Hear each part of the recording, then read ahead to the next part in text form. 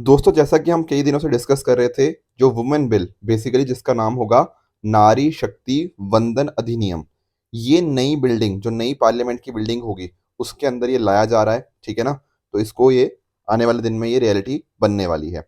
बाकी देखो, कल सुमित सर ने इसको काफ़ी डिटेल में डिस्कशन कर ही लिया कि क्या इसके प्रोज़ है, क्या इसके कॉन्स हैं, तो इसके बारे में आप सभी को पता होना चाहिए।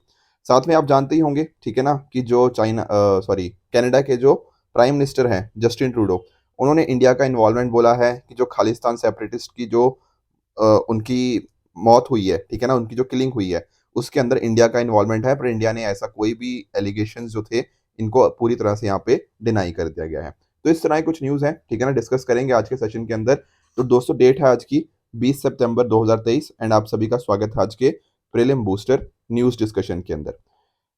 एक इम्पॉर्टेंट इन्फॉर्मेशन आज के सेशन को स्टार्ट करने से पहले कि कल यानी 21 सितंबर 2023 को आपका जो स्टूडेंट्स 2026 के लिए तैयारी कर रहे हैं, उनके लिए एक 3 ईयर प्रोग्राम यहाँ पर यूपीएससी प्रारंभ हमारी टीम की तरफ से लॉन्च किया गया है। एंड कल यहाँ पर उसके लिए टेस्ट होगा, यानी कि स्कॉलरशिप टेस्ट। एंड यहाँ पर आप 100% तक की स्कॉलरशिप प्राप्त कर सकते हो। तो बहुत अच्छी अपॉर्चुनिटी है। डेफिनेटली आप इस टेस्ट को अटेम्प्ट कीजिए। कल सुबह 9 बजे से लेकर रात के 9 बजे तक कभी भी आप इसको दे सकते हो। 1 घंटे का ड्यूरेशन का ये टेस्ट है और 10th लेवल के क्वेश्चन इसके अंदर पूछे जाएंगे। तो मेक श्योर आप इसको अटेम्प्ट कीजिए, ताकि आप अपनी यूपीएससी की तैयारी अपने कॉलेज के साथ कहीं ना कहीं उसको अलाइन कर लीजिए, ठीक है ना, एंड इस अपॉर्चुनिटी को आप यूटिलाइज कीजिए। राइट, आगे चलते हैं, डिस्कस करते हैं बीमा सुगम पोर्टल के बारे में। देखो, पहले तो वर्ड समझो, बीमा का मतलब क्या होता है। बीमा का मतलब होता है इंश्योरेंस। ठीक है सर, इंश्योरेंस का थोड़ा सा हमें सर आइडिया तो है। जैसे फॉर एग्जांपल कई बार हम बात कर लेते हैं लाइफ इंश्योरेंस की, बात कर लेते हैं, ठीक है ना, जिसमें टर्म लाइफ इंश्योरेंस हो गया, होल लाइफ इंश्योरेंस, इस तरह की चीजें हमें देखने को मिलती हैं। ऑन द अदर हैंड कुछ जनरल चीजें भी होती हैं, जैसे फॉर एग्जांपल आप हेल्थ इंश्योरेंस काफी सारे लोगों ने करवा रखी होती है। कुछ लोगों ने जैसे अपनी गाड़ी की, ठीक है ना, जो भी आपका मोटर व्हीकल है उसकी इंश्योरेंस होती है। उसी तरह से जैसे हम कई बार ना क्रॉप इंश्योरेंस की भी बात करते हैं, प्रधानमंत्री फसल बीमा योजना आपने सुना होगा। ठीक है, तो इस तरह की अलग अलग तरह की इंश्योरेंस हमें देखने को मिल जाती हैं। काम क्या होता है इंश्योरेंस का? इंश्योरेंस का काम बहुत ही सिंपल होता है। जैसे मान लो मैं पता क्या करता हूँ, मैं हर महीने कुछ ना कुछ प्रीमियम अपनी कंपनी को देता रहता हूँ, जिस कंपनी के साथ मैंने किसी भी प्रोडक्ट की इंश्योरेंस करवा रखी है। कल को मान लो कुछ हो गया, मान लो मेरी मोटर व्हीकल को कुछ हो जाता है, तो कहीं ना कहीं जो इंश्योरेंस कंपनी है जिसको मैं हर महीने प्रीमियम दे रहा था या हर पर्टिकुलर टाइम के बाद प्रीमियम दे रहा था, वो फिर कहीं ना कहीं जो लॉसेज हो गया ना, उसका हर्जाना मुझे दे देगी। ठीक है ना? ये एक बेसिक फंडामेंटल तरीका होता है किसका, आपकी इंश्योरेंस कैसे वर्क करती है। ये बात तो समझ आई। अब इंडिया में दिक्कत पता क्या है? इंडिया में दिक्कत है कि इंडिया में बहुत ज्यादा लोग ना इंश्योरेंस करवाते नहीं है। ठीक है, किसी भी चीज की आप देख लो। तो एक्चुअल में आप नोटिस करोगे तो दो टर्मिनोलॉजीज का हमें यहाँ पे पता होना चाहिए, जिनका नाम क्या है, insurance penetration and insurance density. जब मैं बात करता हूँ इंश्योरेंस पेनिट्रेशन की, इसका अर्थ क्या होता है? इसका अर्थ होता है कि आपका इंश्योरेंस प्रीमियम, जो प्रीमियम पे करते हो ना आप हर महीने या हर पर्टिकुलर टाइम के बाद, उसको बोलते हैं। तो इंश्योरेंस प्रीमियम कितना आप पे कर रहे हो डिवाइडेड बाय जीडीपी इनटू 100%। ठीक है ना? ये होता है किसका फॉर्मूला, इंश्योरेंस पेनिट्रेशन का। तो इसको बिल्कुल भूलना नहीं है। इंश्योरेंस पेनिट्रेशन क्या हुआ, percentage of insurance premium divide by GDP, इसको बोलते हैं इंश्योरेंस पेनिट्रेशन। और जब मैं बात करता हूं इंश्योरेंस डेंसिटी की, इसका मतलब क्या हो रहा है? इसका मतलब है कि प्रीमियम कितना पे किया जा रहा है एज कंपेयर टू पॉपुलेशन। समझे? तो ये चीज आपको यहाँ पे पता होनी चाहिए कि पर कैपिटा प्रीमियम कितना है। मतलब बेसिकली आपका प्रीमियम बाय पॉपुलेशन यही तो होगा कि पर पर्सन प्रीमियम कितना पे किया जा रहा है, उसी को आप इंश्योरेंस डेंसिटी बोल सकते हो। तो ये दो की टर्मिनोलॉजीज हैं जो आपको पता होनी चाहिए। दिक्कत क्या है? दिक्कत ये है कि इंडिया में ये नंबर्स बहुत कम है। ठीक है ना? उतने ना लोग ज्यादा प्रीमियम पे करते हैं, ना ही उतने लोग कहीं ना कहीं इंश्योरेंस लेके बैठे हुए हैं, तो इंश्योरेंस डेंसिटी बहुत कम है। तो इन कंसर्न्स को कहीं ना कहीं एड्रेस करना है। तो इसके लिए ना बीमा सुगम करके एक पोर्टल आया है। ठीक है, तो ये क्या है, ऐसा माना जा रहा है कि एक तरह का यूपीआई मूवमेंट हो सकता है। देखो, जैसे यूपीआई आया ना, यूपीआई ने पूरे सेक्टर को पूरी तरह से रेवोल्यूशनाइज कर दिया। अब ऐसा बोला जा रहा है कि जो बीमा सुगम पोर्टल है, शायद ये भी ना रेवोल्यूशनरी स्टेप एक हो सकता है, जो पूरे सेक्टर को अच्छे से अलग ही लेवल पे ले जाएगा। तो थोड़ा इसके बारे में देख लेते हैं। तो जो आईआरडीआई है, insurance regulatory development authority of India, जो इंश्योरेंस रेगुलेटर है, उसने एक स्टीयरिंग कमेटी बनाई है, जो कि इसके रिगार्डिंग बीमा सुगम पोर्टल कैसे बनाया जाएगा उसके रिगार्डिंग बात करी गई है। पहले इसका बजट था 85 करोड़ का, अब इसको बढ़ा दिया गया है 200 करोड़ यहाँ पर कर दिया गया है। थोड़ा समझते हैं कि आखिर ये मुद्दा है क्या। देखो बीमा सुगम ना एक पोर्टल बन जाएगा।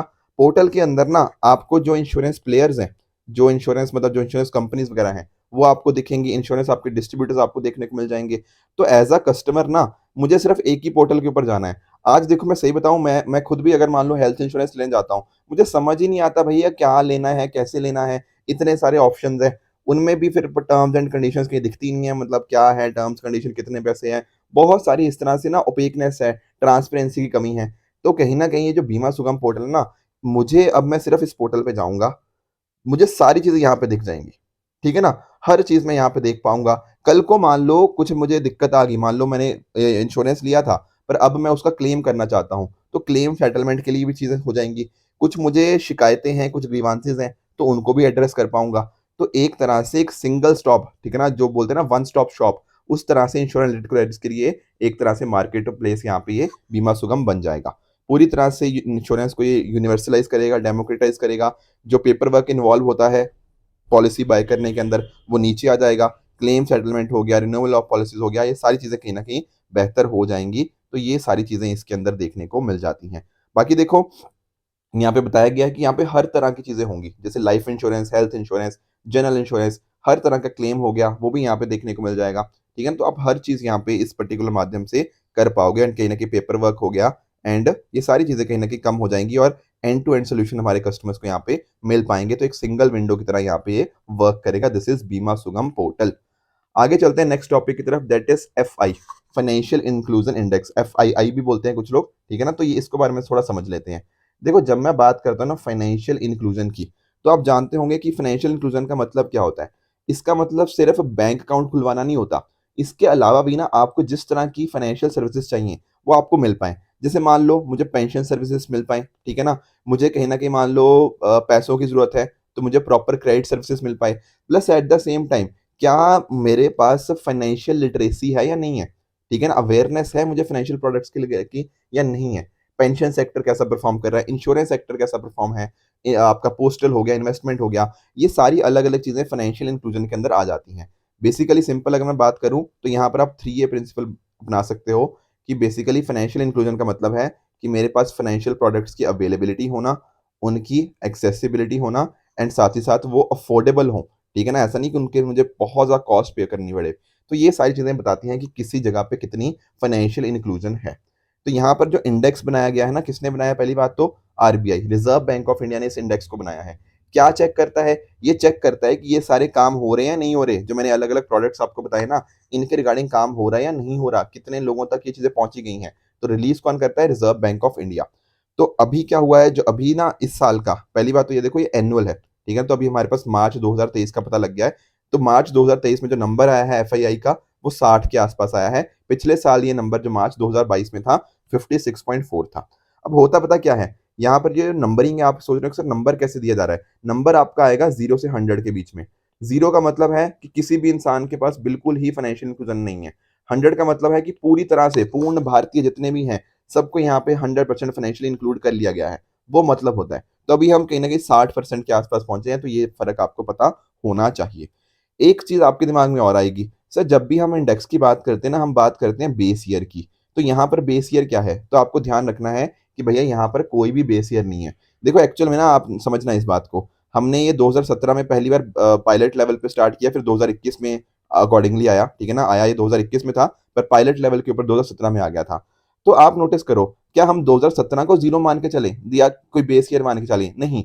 एक्चुअल में क्या है ना, 1950 से ही हमारी, या 1947 से बोलो, जब आजाद हुआ देश, तब से ही हमारी सरकारों ने कुछ ना कुछ एफर्ट्स लिए हैं। हम नहीं चाहते कि उन सरकारों को हम डिस्क्रेडिट करें कि भैया आपने तो कुछ किया ही नहीं, हम तो 2017 से शुरू हो रहे हैं। ऐसा नहीं चाहिए था, इसलिए हमने कोई बेस ईयर यहाँ पे रखा ही नहीं। हमने बोला कि हाँ, हम बस बेस ईयर कोई नहीं ज्यूम करेंगे, हम ये बोलेंगे कि हाँ, जो भी नंबर होगा हम उसको यहाँ पे दिखाते रहेंगे, कि जैसे इस बार 60 नंबर आया है। यहाँ पर टोटल 3 पैरामीटर्स होते हैं, ए यू क्यू, यानी कि एक्सेस कैसा है वहां पर फाइनेंशियल इंक्लूजन का, लोग एक्चुअल में यूज भी कर रहे हैं या उसको नहीं कर रहे हैं, एंड तीसरा है क्वालिटी कैसी है उन प्रोडक्ट की, जो फाइनेंशियल प्रोडक्ट्स की बातें करी जा रही हैं। तो ये चीजें होती हैं। अंदर इनके आप देखोगे तो बहुत और भी कैटेगरीज आपको देखने को मिल जाएंगी, कि फाइनेंशियल लिटरेसी कैसी है, कंज्यूमर प्रोटेक्शन कैसा है, क्या डेफिशिएंसीज है सर्विसेज के अंदर। उनके अंदर हमें नहीं जाना, आपको ये 3 ब्रॉड पैरामीटर्स के बारे में पता होना चाहिए। कब इंट्रोड्यूस किया गया, 2021 के अंदर। 2017 के अंदर पायलट लेवल पे आया था, पर एक्चुअल में इंट्रोडक्शन कब हुई थी, 2000 21 के अंदर ही हुई थी। ठीक है ना? तो ये कुछ चीज़ें हैं, बाकी आप जानते हो स्कोर मैंने आपको बता ही दिया है। ठीक है? ये सारी कवरेज यहाँ पे हमें देखने को मिल जाती है। आप जानते हो अलग-अलग हमारे यहाँ पे ना फाइनेंशियल इंक्लूजन को बेहतर करने के लिए डिफरेंट डिफरेंट इनिशिएटिव्स हैं। जैसे फॉर एग्जांपल प्रधानमंत्री जनधन योजना हो गया, आपका जो प्रधानमंत्री व्यय वंदना योजना हो गया, साथ ही साथ रिजर्व बैंक ऑफ इंडिया की भी जैसे नेशनल स्ट्रेटजी है फॉर फाइनेंशियल इंक्लूजन कैसे करना है। ठीक है ना? अटल पेंशन योजना हो गया, स्टैंड अप इंडिया स्कीम हो गया, प्रधानमंत्री जीवन ज्योति बीमा योजना हो गया। ये सारे अलग अलग स्कीम्स हैं जो कहीं ना कहीं आपकी फाइनेंशियल इंक्लूजन के अंदर हेल्प भी करती हैं। राइट? नेक्स्ट टॉपिक की तरफ चलते हैं, that is WHO releases report on global impact of high BP. देखो पहली बात तो ये वर्ड समझो, यहाँ पे वर्ड क्या यूज हुआ है, हाइपरटेंशन। जब भी आप वर्ड सुनते हो ना हाइपर, हाइपर का मतलब आपको पता होना चाहिए, हाइपर का मतलब होता है ज्यादा। यानी कि यहाँ पे किसकी बात हो रही है, यहाँ पे बात हो रही है आपके हाई ब्लड प्रेशर की। ठीक है ना? अब आप ब्लड प्रेशर के बारे में, बीपी के बारे में आप सब लोग जानते होंगे। बीपी पता क्या होता है? Blood pressure. ब्लड प्रेशर का मतलब कि जो आपका ब्लड है वो आपकी जो आर्टरीज होती हैं उसके अगेंस्ट कितना फोर्स एक्सर्ट कर रहा है। तो वो फोर्स को मेजर किया जाता है, वो फोर्स ही कहीं ना आपका बताता है कि आपका ब्लड प्रेशर कितना है। आप लोगों ने ना कई बार बीपी के अंदर सुना होगा कि जैसे मैं मान लो अपना बोलता हूँ कि मेरा बीपी 120/80 है। आपने ऐसे सुना होगा ना कि 120/80 की बात कर रहे हैं या 130/90 बात कर रहा है, ऐसा कुछ मतलब। तो ये जो 120 होता है ना, इसको हम क्या बोलते हैं, इसको बोलते हैं हम सिस्टोलिक। और यहां पर ये जो 80 है इसको बोलते हैं क्या, डायास्टोलिक। अब सर सिस्टोलिक डायास्टोलिक इनमें क्या फर्क होता है? देखो सिस्टोलिक बेसिकली बात क्या करता है, जैसे मान लो आपका हार्ट बीट हो रहा है, ठीक है ना, धक धक करके आपका हार्ट बीट हो रहा है, तो ये जो प्रेशर एक्सर्ट किया जाएगा जिस टाइम आपका हार्ट बीट हो रहा है उसको बोलेंगे सिस्टोलिक। डायास्टोलिक क्या होगा?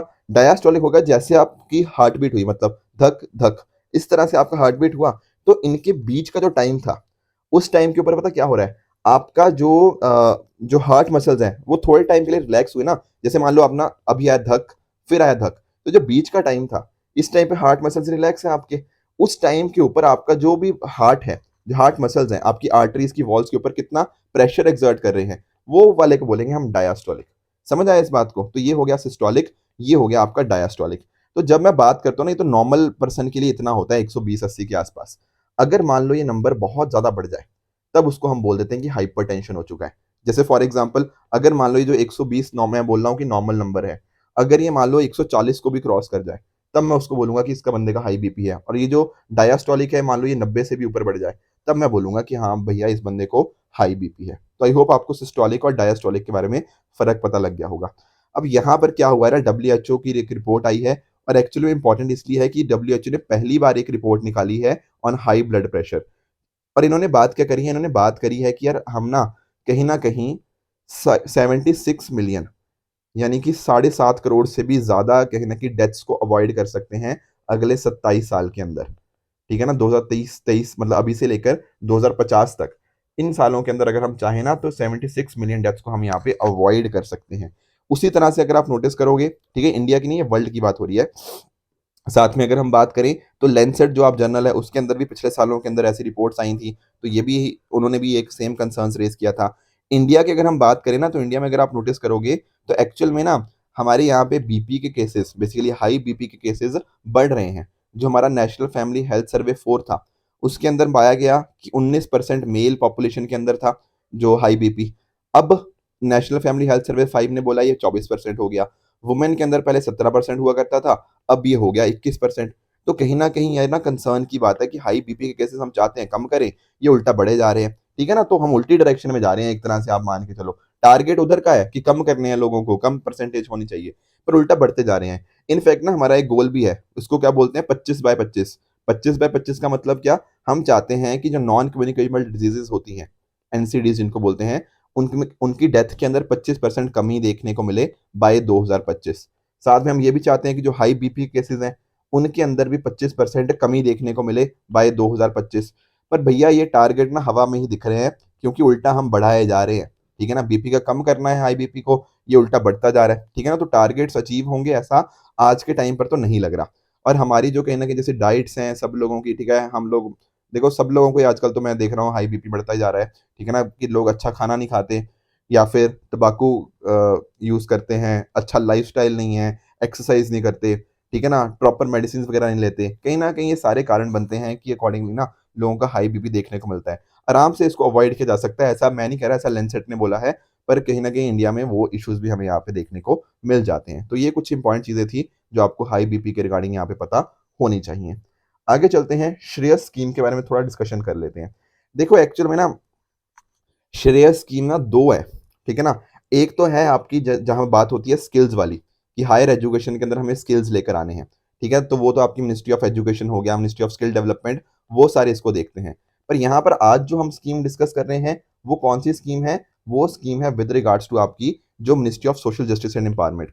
दरअसल में इनके फुल फॉर्म के अंदर फर्क है, ठीक है, नाम दोनों का ही श्रेयस है। जो मैं आज डिस्कस कर रहा हूँ that is scholarship for higher education for young achiever scheme, whereas ये जो स्किल वाली स्कीम है इसका जो नाम है ना वो होता है कि scheme for higher education apprenticeship and skills. तो वो स्किल वाली मिशन की हम बात नहीं कर रहे हैं यहाँ पे, हम किसकी बात कर रहे हैं आज यहाँ पे, हम बात कर रहे हैं आपकी जो यंग अचीवर स्कीम है। एक्चुअल में हुआ क्या है ना, ऐसा बताया गया है कि जो श्रेय स्कीम है उसने 21,000 से भी ज्यादा जो शेड्यूल कास्ट स्टूडेंट्स है उनको हेल्प किया है पिछले 8-9 सालों के अंदर, ठीक है ना। 2300 करोड़ यहाँ पे एलोकेट किए गए हैं स्कीम के रिगार्डिंग। तो ध्यान रखना है कौन सी मिनिस्ट्री है, ministry of social justice and empowerment. तो जब भी कभी यूपीएससी अगर श्रेय स्कीम के बारे में पूछे ना तो वहां पर वो स्पेसिफाई कर देगा, क्या स्पेसिफाई कर देगा कि वो स्किल डेवलपमेंट के रिगार्डिंग बात कर रहा है या फिर जो यंग अचीवर के रिगार्डिंग बात कर रहा है, ठीक है, उस हिसाब से आपका आंसर बदल जाएगा। तो अगर हम इसकी बात करें सोशल जस्टिस एम्पावरमेंट वाले की, ये जो यंग अचीवर वालों की, यहाँ पर क्या होता है ना कि आपके जो शेड्यूल कास्ट हो गए, अदर बैकवर्ड क्लासेस के बच्चे हो गए, उनको फ्री कोचिंग यहाँ पे स्कीम एक तरह से लाई गई है। तो जो भी इकोनॉमिकली डिसएडवांटेजेस होंगे ना, जिनका 8 लाख से कहीं ना कहीं कम फैमिली इनकम होगी, उनको यहाँ पर कॉम्पिटेटिव एग्जाम्स की, एंट्रेंस एग्जामों की यहाँ पे तैयारी करवाई जाएगी। यहाँ पर जो रेशो होती है शेड्यूल कास्ट 70-30 होती है, मतलब schedule caste to OBC, 70 schedule caste के, 30 ओबीसी के, इस रेशो के अंदर होगा। साथ ही साथ जो 30% जो सीट्स होंगी वो रिजर्व होंगी फीमेल्स की हर कैटेगरी के अंदर। Plus at the same time top class education for schedule caste भी दी जाती है। यहाँ पर क्या होगा, आपको स्कॉलरशिप्स मिलेगी इन बच्चों को, ताकि वो 12वीं के बाद जैसे मान लो उनको आईआईटी, एनआईटी, एम्स, आईएम्स इनके अंदर पढ़ना है ना, तो वहां पर उनको यहाँ पे स्कॉलरशिप्स इनको प्रोवाइड करी जाएगी। अगर मान लो कोई बच्चा बाहर जाके पढ़ना चाहता है दूसरी कंट्री के अंदर, तो वहां पर भी शेड्यूल कास्ट बच्चों के लिए है, ठीक है ना, जैसे मास्टर्स करना है, पीएचडी करना है बाहर की कंट्रीज के अंदर। तो टोटल अभी तक इस फील्ड के अंदर 125 स्लॉट्स अवेलेबल होते हैं, तो उनको भी यहाँ पर उनकी जितनी भी ट्यूशन फीस होती है, उनका जो मेंटेनेंस खर्चा हो गया, वीज़ा खर्चा हो गया, ये सारे यहाँ पे इनको प्रोवाइड किए जाते हैं। साथ ही साथ नेशनल फेलोशिप होती है शेड्यूल कास्ट स्टूडेंट्स के लिए, यहाँ पर एमफिल हो गया, पीएचडी डिग्रीज यहाँ पर इनके करने के लिए यहाँ पर भी फेलोशिप दी जाती है। तो ध्यान रखना यहाँ पर ये श्रेय स्कीम की बात हो रही है। मैं फिर से बता दूं, श्रेय स्कीम जब भी पूछेगा आपको ध्यान से देखना है कि किसकी बात हो रही है, क्या वो हायर स्किल्स की बात हो रही है, तो स्किल डेवलपमेंट और मिनिस्ट्री ऑफ एजुकेशन वहां पे आ जाएगी। वेर एस अगर वो जो आज की जो हमने स्कीम डिस्कस करी, यंग अचीवर स्कीम की डिस्कशन करी, तो वहां पर ये सारी बातें आपको पता होना चाहिए, जो कि मिनिस्ट्री ऑफ कौन सी रिस्पॉन्सिबल थी यहाँ पे, ministry of social justice and empowerment, right. Next topic की तरफ चलते हैं, फ्लड्स इन भरूच। देखो क्या हुआ है, भरूच आपको यहाँ पे गुजरात के अंदर एक सिटी देखने को मिल जाएगी, यहाँ पर फ्लड लाइक सिचुएशन काफी हो चुकी है, बिकॉज यहाँ पे कंटिन्यूसली बारिश देखने को मिली है, ठीक है ना। तो ये थोड़ा लोकेशन आपको पता होनी चाहिए। देखो यहाँ पे ये नोटिस करो, यहाँ पे इसको क्या बोलते हैं हम, गल्फ ऑफ कच्छ, जो मैं यहाँ पे मैंने रेड में मार्क किया है। और ये वाला एरिया जहाँ पे भरूच हमें देखने को मिलता है, इसको बोलते हैं गल्फ ऑफ खंबात या गल्फ ऑफ कैम्बे, हमें अरेबियन सी के अंदर देखने को मिल जाता है। यहाँ पर नर्मदा रिवर के अलॉन्ग ये देखने को मिलता है, ठीक है ना। ये नर्मदा का आप थोड़ा यहाँ पे देखो, तो ये उसका नर्मदा का पास है, कुछ इस तरह से होता है। तो यहाँ पर बिल्कुल भरूच के पास से होती हुई जाती है।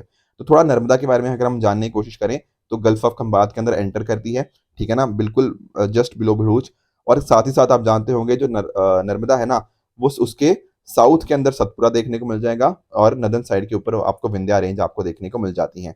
और यहाँ पर जैसे जबलपुर के अंदर आपको धुआंधार वाटरफॉल्स हो गया, ठीक है ना, इवन वहाँ पे जो बेड़ा घाट है, ठीक है, वो सारे यहाँ पे आपको ऑन द मतलब नर्मदा के किनारे ही यहाँ पे स्थित हैं, ठीक है ना। इसके अलावा आप नोटिस करोगे तो यहाँ पर अमरकंटक, ये रहा अमरकंटक, यहाँ से फ्लो करना स्टार्ट करती है मैकाला रेंज से, ठीक है ना, एंड अकॉर्डिंगली फ्लो करती हुई इधर यहाँ पे अरेबियन सी की तरफ आती है, रिफ्ट वैली के अंदर फ्लो करती है, आप जानते होंगे इसके बारे में। और रिवर कौन कौन सी स्टेट से फ्लो करती है, आपकी मध्य प्रदेश, महाराष्ट्र एंड गुजरात के स्टेट्स के थ्रू फ्लो करती है। यहाँ पर मैंने ना आपके लिए कुछ लेफ्ट बैंक और राइट बैंक ट्रिब्यूटरीज के नाम लिखे हैं, ठीक है ना। आई अंडरस्टैंड, देखो इनको कई बार याद करना मुश्किल हो जाता है, बट आपको पढ़ना ही पड़ेगा इनको, ठीक है ना, कई बार मुश्किल क्वेश्चन भी आए तो आपको इनका आइडिया होना चाहिए, ठीक है। साथ ही साथ आप यहाँ पे नोटिस करोगे एक यहाँ पर सरदार सरोवर डैम भी आपको देखने को मिल जाएगा, मल्टीपर्पज प्रोजेक्ट, तो ये भी एक इंपॉर्टेंट बात आपके लिए बन जाती है। ये रहा आपका सरदार सरोवर डैम एंड कुछ आपके ट्रिब्यूटरीज के नाम यहाँ पर भी आपको देखने को मिल जाएंगे।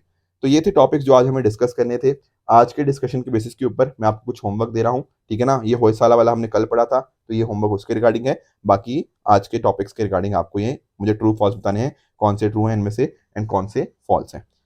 इसके साथ ही एक होमवर्क और है एडिस अबाबा डिक्लेरेशन के रिगार्डिंग, ये आप मुझे बताओगे कमेंट्स के अंदर इसका आंसर क्या होना चाहिए। एंड दूसरा क्वेश्चन है with regards to sovereign gold bond. I think last week हमने एसजीबी के बारे में डिस्कशन किया था, तो इसका आंसर भी मुझे आप नीचे कमेंट्स में बताओगे। कल जो मैंने होमवर्क दिया था क्विकली एक बार उसका आंसर बता देता हूँ। एक था शांति निकेतन। शांति निकेतन बिल्कुल अबोर्ड ऑफ पीस बोलते हैं, बिल्कुल ठीक है। क्या इसको दयानंद सरस्वती जी ने बनाया था? द आंसर इज बिल्कुल इनकरेक्ट। यहाँ पे इनकी बात हो रही थी दबेंद्र नाथ टैगोर जी, जो फादर थे ना रविंद्र नाथ टैगोर जी के, उनके द्वारा यहाँ पे इसको किया गया था। ग्रुप ऑफ 77 क्या चाइना ऑफिशियली मेंबर है? ये बिल्कुल गलत है, चाइना इसका मेंबर नहीं है, इसीलिए इसको क्या बोलते हैं G77 प्लस चाइना। और ध्यान रखना टोटल कितनी कंट्री थी G77 के अंदर? लगभग 134 कंट्रीज यहाँ पे देखने को मिलती हैं। स्वच्छ सागर सुरक्षित सागर, ठीक है ना, क्या ये सिटीजन लेग मेगा बीच क्लीन अप ड्राइव है जो कि मिनिस्ट्री ऑफ अर्थ साइंसेज के द्वारा किया गया है? ये बात बिल्कुल करेक्ट है, बिल्कुल सही मिनिस्ट्री यहाँ पे मेंशन्ड है। साथ में अगर मैं बात करूं यहाँ पे लॉजिस्टिक परफॉर्मेंस इंडेक्स की, तो पारस सर ने लास्ट वीक आपके साथ डिस्कस भी किया था। तो जो लॉजिस्टिक परफॉर्मेंस इंडेक्स होता है ना, वो वर्ल्ड बैंक के द्वारा रिलीज किया जाता है। बेसिकली इंडिया इसके अंदर अच्छा काम करने की कोशिश कर रहा है। हमने जिस अलग अलग तरह की जैसे नेशनल लॉजिस्टिक पॉलिसी ये सब भी लेकर आए हैं, क्योंकि हमारी कोशिश है कि 2030 तक ना हम दुनिया की टॉप 25 कंट्रीज में आ जाए, ठीक है। तो इंडिया उस डायरेक्शन में बढ़ने की कोशिश कर रहा है, तो इसका सही आंसर क्या होगा? Option number C, world bank. साथ में ना मैंने कल आपसे ये क्रॉप प्रोडक्शन के रिगार्डिंग यहाँ पे क्वेश्चन पूछा था, और मुझे देखकर काफी अच्छा लगा, काफी सारे स्टूडेंट्स को काफी डिटेल में इस चीज का पता था। एक्चुअल में अगर आप नोटिस करेंगे ना, एक एक स्टेटमेंट ध्यान से समझना। पहला कह रहा है कि इंडिया लार्जेस्ट प्रोड्यूसर है राइस का वर्ल्ड के अंदर। क्या ये बात ठीक है? नहीं, दुनिया में सबसे लार्जेस्ट प्रोड्यूसर राइस का चाइना है, दूसरे नंबर पर हमारा इंडिया हमें देखने को मिलता है, ठीक है। दूसरी स्टेटमेंट कह रहा है कि इंडिया लार्जेस्ट एक्सपोर्टर है राइस का। क्या ये बात करेक्ट है? हाँ जी, ये बात करेक्ट है, इंडिया लार्जेस्ट एक्सपोर्टर डेफिनेटली है। दुनिया में जो लगभग 40% ग्लोबल राइस ट्रेड होता है ना, वो इंडिया उसका हमें देखने को मिलता है। तो दूसरा ठीक है, पहला यहाँ पे गलत था। तीसरा कह रहा है जो राइस की प्रोडक्शन होती है इंडिया के अंदर, वो वीट की प्रोडक्शन से ज्यादा होती है। क्या ये बात भी करेक्ट है? ये बात बिल्कुल सही है। देखो वीट का अगर मैं आपको थोड़ा नंबर दूं, बस तो नंबर याद नहीं रह पाएंगे मुझे पता है। राइस का लगभग 1355 लाख टन के आसपास है, वीट का जो है ना उससे थोड़ा कम है, 1127 लाख टन के आसपास है। तो राइस प्रोडक्शन ज्यादा होती है एज कम्पेयर टू जो वीट प्रोडक्शन। चौथा कह रहा है जो शुगर प्रोडक्शन होती है वो पल्सेस की प्रोडक्शन से ज्यादा होती है। देखो ये भी आप थोड़ा ना लॉजिकली सोच सकते हो। एक्चुअली ये ऐसा है, शुगर केन की भी ना अच्छी खासी प्रोडक्शन इंडिया में देखने को मिलती है, लगभग 4942 लाख टन के आसपास। तो ये चौथी स्टेटमेंट आपकी बिल्कुल करेक्ट हो जाएगी। पांचवा कह रहा है कॉटन प्रोडक्शन वो शुगर केन की प्रोडक्शन से गलत ज्यादा है। ये बात गलत है अपने आप में, शुगर केन की प्रोडक्शन तो काफी काफी ज्यादा है एज कम्पेयर टू कॉटन की प्रोडक्शन। तो ये पांचवा भी गलत हो जाएगा। तो देखो टोटल कितनी करेक्ट हुई आपकी? 2, 3 एंड 4, टोटल 3 करेक्ट हुई ना। तो इसका आंसर क्या बनेगा? Only 3 are correct. Getting the point? I hope ये चीज आप अच्छे से समझ गए होंगे। तो दोस्तों अगर आपको आज के लेक्चर की पीडीएफ चाहिए तो आप हमारे टेलीग्राम चैनल PW ओनलीएस ऑफिशियल पे जाके इस लेक्चर की पीडीएफ को एक्सेस कर सकते हो एंड अपनी प्रेपरेशन को और भी बेहतर बना सकते हो। तो आई होप आज का सेशन आप सभी को अच्छे से समझ आया होगा। इसी तरह से आप भी अपने एंड पे हार्डवर्क करते रहिए। Goodbye and good luck.